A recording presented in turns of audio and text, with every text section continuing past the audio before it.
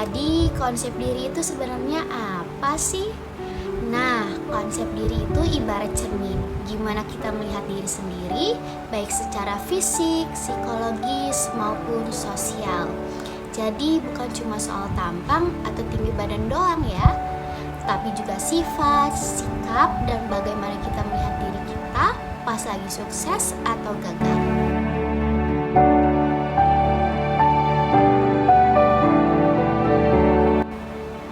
Apa aja sih yang bisa ngaruh ke konsep diri kita? Banyak sih, mulai dari kegagalan, overthinking, tekanan sosial. Tapi yang paling penting kita harus sadar bahwa konsep diri itu bisa dibentuk dan diubah, bukan sesuatu yang mudah dari sananya.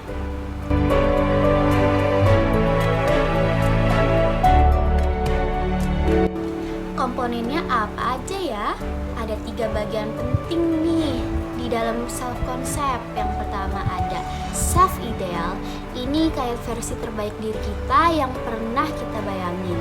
Misalnya, gue pengen jadi orang yang mandiri, bisa bantu keluarga, kerja di tempat impian. Yang kedua, ada self image. Gimana kita melihat diri sendiri sekarang.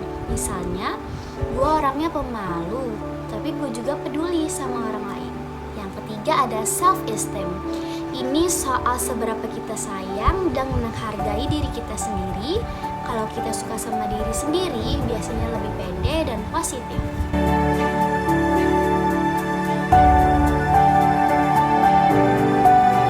Terus, ciri-ciri yang punya self-concept positif itu gimana ya?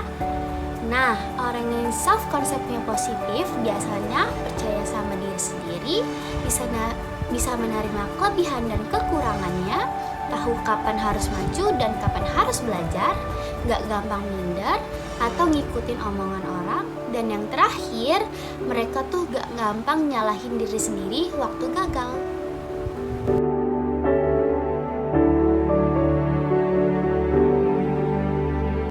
Self-konsep yang negatif gimana? Biasanya dikit-dikit merasa gagal, gampang tersinggung kalau dikritik, dan suka merasa semua orang gak suka sama dia, dan parahnya kadang juga suka membandingkan diri sendiri ke orang lain.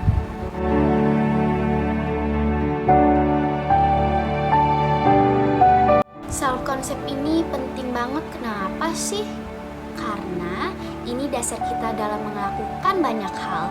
Kalau kita ngerti dan nerima diri sendiri, kita bisa lebih gampang nyusun tujuan hidup, gak gampang kena overthinking, bisa mengembangkan potensi diri dengan maksimal, dan yang pasti lebih tahan banting kalau lagi dapat masalah.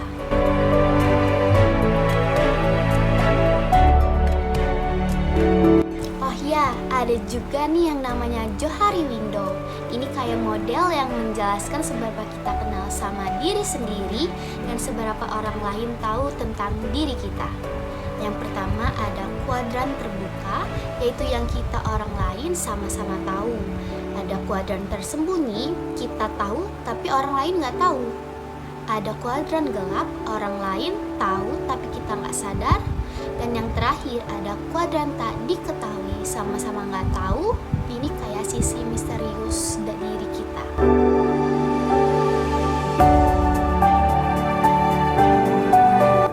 Misalnya kita merasa mampu dan yakin bisa ngelakuin sesuatu, itu tandanya kita punya self concept yang positif.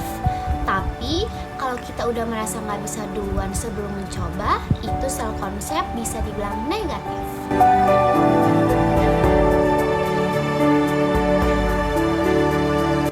Jadi intinya, makin kita kenal diri sendiri, makin kita bisa ngarahin hidup kita yang lebih baik. Jangan takut buat evaluasi diri dan nerima kritik ya. Karena konsep diri yang kuat itu bukan berarti kita sempurna, tapi kita tahu gimana caranya terus berkembang.